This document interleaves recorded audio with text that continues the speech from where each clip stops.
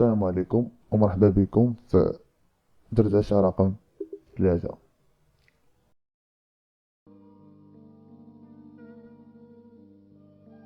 كنا شفنا بأن الفنان حسن مكياج بغا يتابع الإذاعة بسبب داك البرنامج الكوميدي، وبالضبط بسبب هاد اللقطة هادي. باش كندور عينيا في الكلاصون كيديروا لي شي تصاور تنقول انا ديال شي وحدين ما عندهم حتى علاقه بالسبور اصلا. حسن مكياج ما كيفواش عمرو تجرى. تقدر تبان لك عادي أنه أشجان ممثل النادي ديال السبور، يقدر يكون من الأول داك الكوميدي قال دخلت لقيتهم معلقين تصويرت ممثل، زعما جا ممثل نادي السبور. لكن هو شنو قال حسن مكياج عاقين تصويرته عمرو حتى جرة، وهاد التجري يمكن هي اللي جات حسن مكياج راها إهانة. مكياج ما كيفواش عمرو تجرى. كون غير موراها قال كيف قال على فضيلة بن موسى غتكون شوية، لكن هو قال وضحكوا رغم أن اللقطة ما كتضحك ما والو. نمشي الرجوع الى الاصل فضيله بن موسى الله يذكرها بخير. فأنا غنلقاو أن حسن مكياج غيبقى فيه الحال حيت ما عبروش بحال اللي قال على فضيلة بن موسى. وثانيا زيد التنمر اللي بزاف ديال الناس كيمشيو غالطين في هاد القضية بعدا.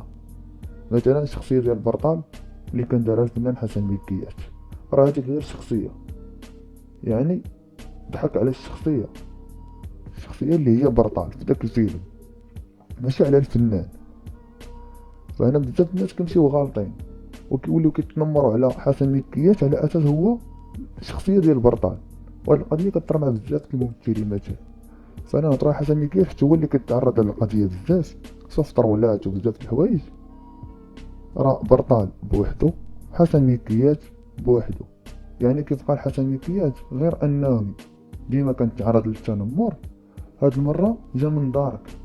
هنا كيقصد الإذاعة اللي دوز بها بزاف د الحوايج. وانا شخصيا كنشوف حسن مكياج كنرجع بك الذكريات اللور، كتفكر السي مربوح، وما يمكنش انا فما كنشوف حسن مكياج راه كنتفكر السي مربوح والذكريات اللي دوزنا مع السي مربوح.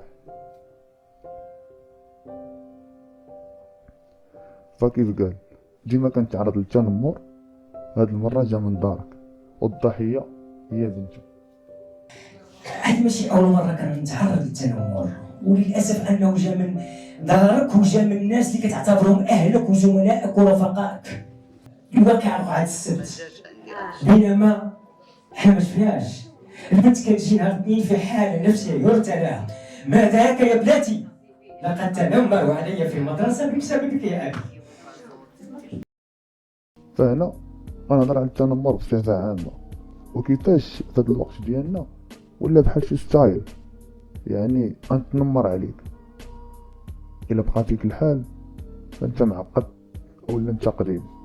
فمثلا هنا غندوي لكم على دريس كيعاني من التوحد وكيدير فيديوهات، وكيف قال كندير فيديوهات باش نتعرف وما يبقاوش يتنمروا عليا الناس مثلا يعرفوا بالحاله ديالي وما يتنمروش عليا.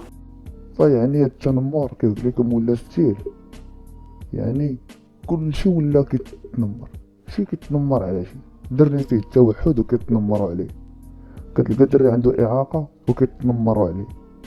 بعض الخطرات راني ما كنفهمش انايا شخصيا، راني ما كنفهمش كتلقى فيديو في الانترنت ما سوقناش حنا علاش تلاح ولا ما تلاحش، وانما فيديو حزين، وحده باكا في الزنقه، واحد ميت عليه مو كيبكي ولا شي حاجه، فاش كتدخل دوك لي رياكشن كتلقى واحد الفئه كيضحكوا.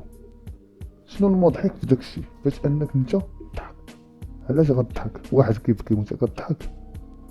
فما فهمتش التنمر ولا خطر هاد الوقت هادي بالنسبه لي انايا، يعني ما بقاش داك التنمر محصور غير في المدرسه اننا خاصنا نحاربوه. دابا ولا السوشيال ميديا كاين اللي يدير كونت ما معروفش باش يتنمر على واحد اخر ويضحك عليك انت في لي كومونتير، وكاين الناس دايرين محتوى باش انهم يتنمروا، صافي يدير محتوى باش انه يبدا يتنمر على الناس، شو هذا شوف هادي شو هذا شو هادي، يعني وما عارفين ان التنمر عنده واحد المخلفات اللي صعيبه، بانهم كيمرض نفسيا راه كاين اللي كينتحر كاع بسبب التنمر كتوصل ليه انه كيفكر في الانتحار، وكاين اللي كينتحر نيت. فما فهمتش شنو الهدف ديالك انت غتنمر على واحد اخر. والاخطر من هادشي كامل بعد فترة التنمر كيجي من التلفاز، بعيد على المشكل اللي طرا الحسنيكيات.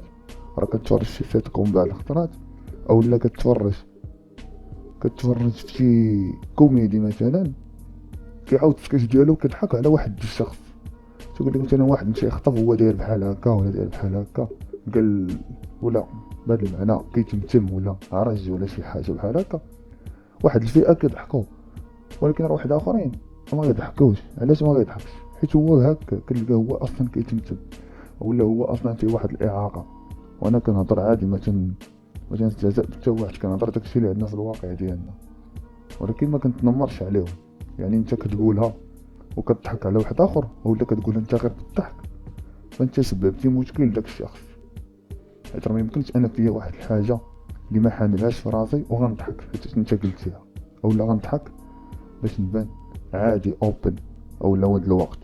فكيف قلت لك واحد داير سكيتش كوميدي تيقول واحد المصطلح على شي شخص، كتلقى غدي كتخرج الزنقه كتلقى هادوك الناس اللي ساكنين في ديك الحومه، دوك الدراري ولا دوك الشباب لقبوا داك الدري اللي معاهم بسبب داك السكيتش. وهنا كنوليو علاش كتعايرني انت كتبع هذا، انت اللي قال عليك داك الفنان كذا وكذا. دونك كنلقى ان التلفازات هي كتخرج داك التنمر، كتخرج داك المعيور داك الالقاب اللي كنبقاو نلقبوا بهم بعضياتنا. واحد كيقول واحد النوطه كتخرج تغطي كتسمي بها واحد اخر، ولا هو كيضحك على واحد مشى يتزوج مشى كذا وكذا. ملي كنشوف راسي انا في ديك الاعاقه، اذا انت انا راه بصح مريض، حتى انا الا مشيت نتزوج غيطرا لي بحال هكا غنوقع في هادشي هذا. فتوقفوا على التنمر، ما تحسبوش كلشي عادي او لا سهل. فالله قال لا يسخر قوم من قوم، والرسول عليه الصلاة والسلام قال المسلم من سلم المسلمون من لسانه ويده. طبقت جوج القواعد غنفوتو التنمر وغنبعدو منه. المهم هادي دردشة خفيفة، تحياتي، نتلاقاو في فيديو اخر. وعندي الامكانيات باش انني نتقبل هذا التنمر ونتجاوزه على علاته وعلى يعني ما احدثه في نفسي.